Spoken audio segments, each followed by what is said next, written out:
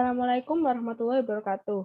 Kami dari kelompok 4 ingin mempresentasikan perusahaan kami yaitu OMG Entertainment. Sebelum itu, izinkan kami memperkenalkan anggota terlebih dahulu.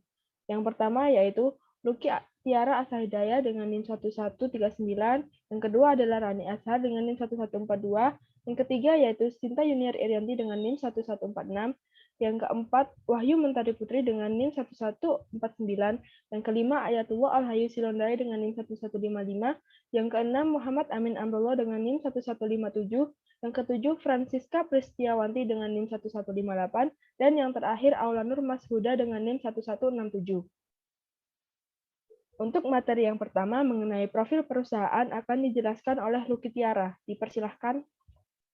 Baik, terima kasih kepada moderator. Di sini saya Lucky Tiara, merupakan salah satu bagian dari OMG Entertainment, akan mempresentasikan secara singkat mengenai profil perusahaan kami, yaitu mulai dari latar belakang berdirinya perusahaan ini karena melihat kondisi yang tengah terjadi pada dunia hiburan di Indonesia yang tengah mengalami kemunduran. Maka berdirilah perusahaan ini tertanggal 30 September 2021, dan perusahaan ini didirikan karena adanya keselarasan visi, misi, dan tujuan yang dimiliki oleh para pendirinya. Lalu untuk visi dan misi, yang pertama menjadi perusahaan entertainment terbesar di Asia Tenggara pada tahun 2030. Lalu yang kedua memberikan kontribusi positif melalui tayangan yang ditampilkan. Yang ketiga menghibur dan mengedukasi dengan menampilkan tayangan yang berkualitas. Dan yang terakhir menggali potensi yang dimiliki anak bangsa, khususnya generasi muda, sehingga dapat memberikan. Lalu selanjutnya profil perusahaan kami mengenai tujuan berdirinya perusahaan ini, yaitu memberikan kontribusi positif dalam membangun bangsa khususnya dunia hiburan melalui tayangan yang menghibur serta bersifat edukatif atau mengedukasi. Untuk selanjutnya saya kembalikan lagi kepada moderator. Baik, terima kasih. Untuk materi selanjutnya mengenai struktur organisasi OMG Entertainment akan dijelaskan oleh Francisca. Dipersilahkan. Baik, di sini saya Francisca Pristiawanti akan menjelaskan struktur dan tugas dari masing-masing bidang. Untuk yang pertama yaitu Direktur Utama oleh Aula Nur Masuda. Tugas dari Direktur Utama sendiri yaitu memimpin perusahaan OMG Entertainment ini. Untuk yang kedua yaitu Wakil Direktur. Di sini Wakil Direktur dipimpin oleh Wahyu Mentari Putri. Tugas dari Wakil Direktur sendiri yaitu untuk membantu tugas-tugas yang diperlukan oleh Direktur Utama. Untuk yang ketiga yaitu Finance Manager oleh Ayatullah Al-Hayu Silondai. Tugas dari Finance Manager di sini yaitu merencanakan dan mengontrol informasi keuangan yang ada di perusahaan OMG Entertainment. Untuk yang keempat yaitu HRD oleh Adela Rahani Azhar. Tugas dari HRD di sini yaitu bertanggung jawab dalam perekrutan karyawan serta kontrak kerja karyawan yang ada di OMG Entertainment.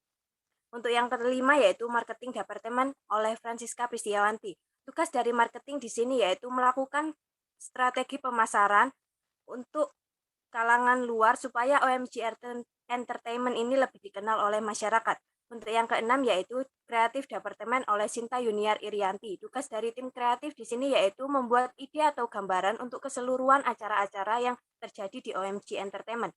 Untuk yang ketujuh yaitu IT Departemen oleh Muhammad Amin Amrullah. Tugas dari tim IT yaitu berorientasi pada penggunaan teknologi dan internet yang ada pada operasi perusahaan. Mereka juga bertugas untuk membuat video serta proses pengeditan dari film yang ada di OMG Entertainment. Untuk yang terakhir yaitu MUA Departemen oleh Lucky Tiara Asahidayat. Tugas dari MUA di sini yaitu membuat tatanan rambut, mengontrol desain pakaian, serta membuat tatanan make up para artis supaya lebih terlihat ketika di layar kaca. Sekian dari saya kembalikan kepada moderator. Baik, terima kasih. Untuk materi selanjutnya mengenai standar operasional prosedur perusahaan OMG Entertainment akan dijelaskan oleh Sinta Yuniar. Dipersilahkan. Baik, saya akan menjelaskan mengenai standar operasional prosedur dari perusahaan OMG Entertainment. Standar operasional prosedur adalah suatu standar dan prosedur yang digunakan sebagai tolak ukur dalam bekerja dan juga untuk mengukur kinerja para pegawai, agar pekerjaannya sesuai dengan standar dan prosedur yang telah dibuat oleh perusahaan. Adapun standar operasional dari perusahaan OMG Entertainment yang terbagi menjadi 3 bagian.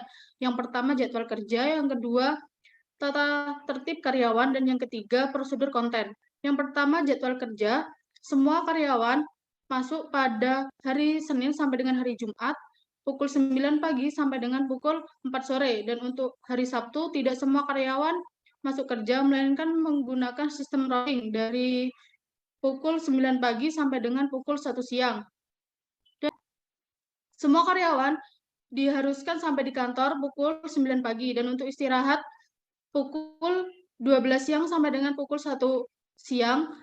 Dan untuk hari Jumat, istirahatnya mulai pukul 12 siang sampai dengan pukul 13.30 siang, dikarenakan pada hari Jumat terdapat sholat Jumat bagi karyawan yang beragama Muslim yang belum selesai boleh dibawa pulang atau dikerjakan di kantor menggunakan sistem lembur. Dan yang terakhir, karyawan memiliki jatah cuti selama 14 hari dalam 1 tahun. Selanjutnya yaitu tata tertib karyawan. Yang pertama, karyawan diwajibkan menggunakan pakaian semi formal dan menggunakan ID card yang dikalungkan di leher. Yang kedua, karyawan dilarang mengonsumsi obat-obatan terlarang. Yang ketiga, menjaga perilaku dan sopan santun di dalam maupun di luar lingkungan perusahaan.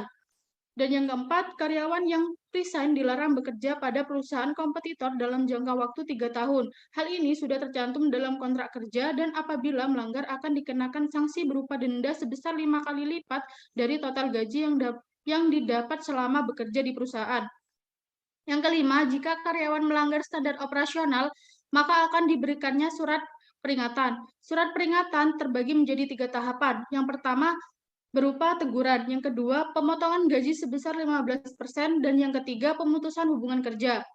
Untuk yang keenam, semua karyawan wajib menjaga kebersihan dan kenyamanan di lingkungan kantor. Selanjutnya yaitu prosedur konten. Yang pertama, dilarang menyebutkan merek lain selain sponsor, lalu dilarang membocorkan konten sebelum ditayangkan, dan yang terakhir, tim editor perlu melakukan recheck video sebelum konten diupload, seperti menyensor atau memotong kata perbuatan yang tidak baik untuk dicontoh. Baik, saya kembalikan kepada moderator. Terima kasih atas pemaparannya. Untuk materi selanjutnya mengenai perencanaan dan implementasi akan dijelaskan oleh Muhammad Amin Amrullah. Dipersilahkan. Baik, di sini saya Muhammad Amin Amrullah, bagian dari OMG Entertainment dari divisi IT. Nah, di sini saya akan menjelaskan terkait perencanaan dan implementasi strategi kebijakan yang ada di OMG Entertainment. Nah, OMG Entertainment telah berdiri pada tanggal 31 Oktober 2021. Perusahaan kami telah memiliki perencanaan yang matang terkait strategi yang akan kami gunakan ke depannya. Dan ini bertujuan agar perusahaan dapat menjadi perusahaan yang besar dan bisa memberikan dampak positif bagi masyarakat luas. Nah, adapun perencanaan dari perusahaan OMG Entertainment saya akan uraikan sebagai berikut. Yang pertama yaitu OMG Entertainment berharap agar bisa menjadi perusahaan entertainment terbesar di Asia Tenggara pada tahun 2030 dan kemudian menjadi media entertainment yang bisa memberikan dampak positif bagi tiap lapisan elemen yang ada di masyarakat. Untuk mewujudkan perencanaan tersebut, OMG Entertainment telah melakukan implementasi kebijakan yang diterapkan pada tiap divisi yang ada di OMG Entertainment. Yang pertama yaitu dari divisi marketing. Divisi ini bertanggung jawab melakukan kerjasama dengan pihak luar.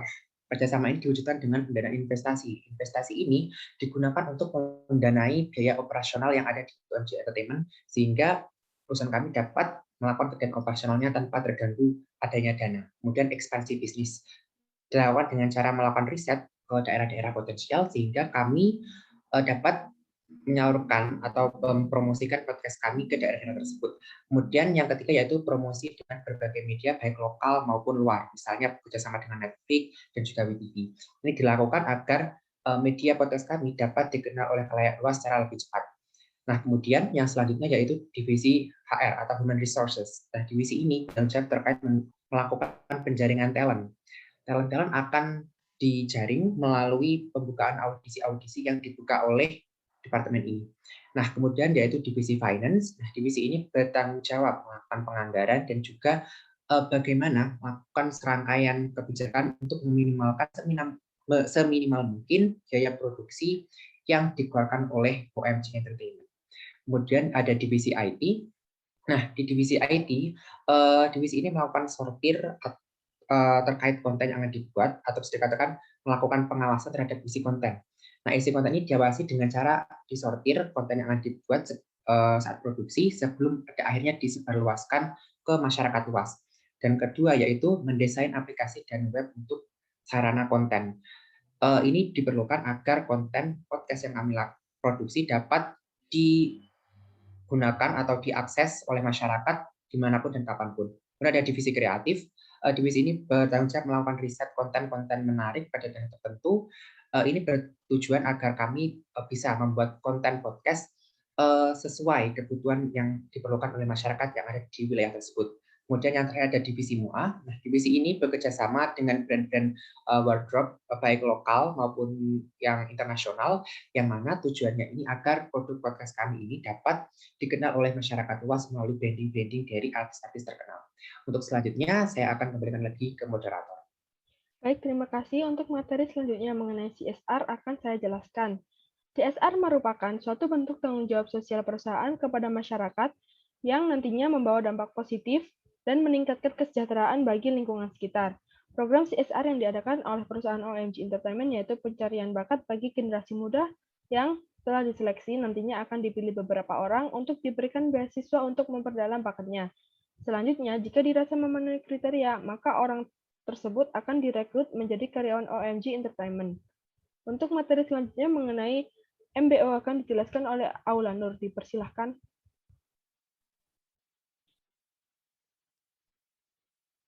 Baik, terima kasih moderator. Dalam menilai kinerja karyawan, OMG Entertainment menggunakan metode manajemen by objektif, yang prosesnya meliputi planning, monitoring, dan juga evaluating.